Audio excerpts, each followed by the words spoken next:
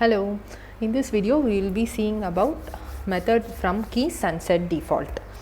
Now FromKeys are used when you would like to create a new dictionary with the same keys as of an existing dictionary. Say here I have a dictionary student 1.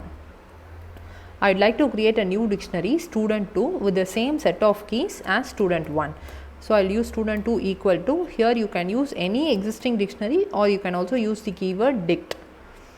And now I will call the method FromKeys. I have to pass the existing dictionary from which I would like to use the keys. I will print student 1. Sorry, I will print student 2.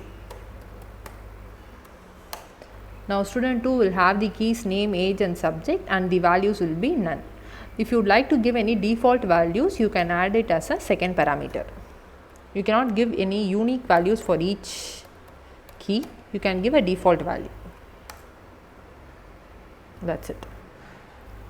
Now let's move to setDefault method. SetDefault method is used when you would like to add a default key value pair. That is, when you would like to add a key value pair to all the dictionaries whenever the key is not present. That is, say now I will delete the subject from student 2, and in case you would like to add default subject to the dictionaries when subject key is not present, I will remove delete student 2 of subject.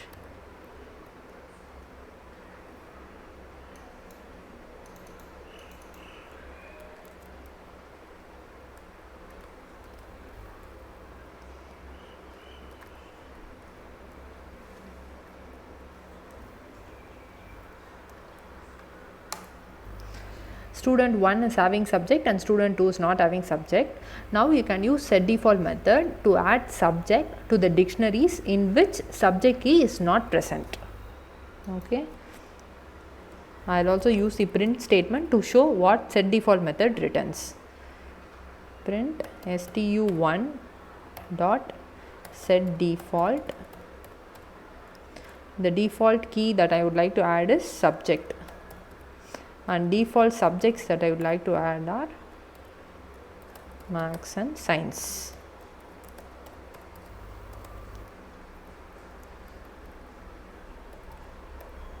Okay, I will use the same method for student 2 also.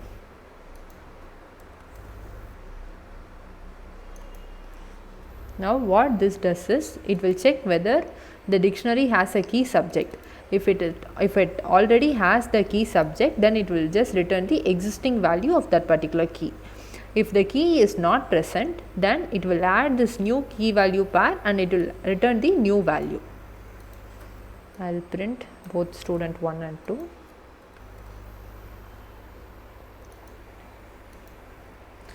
See, in first case, the existing subject is printed and the list and the dictionary is not changed at all, as the subject is already present. As a student has already chosen the subject, it is not disturbed.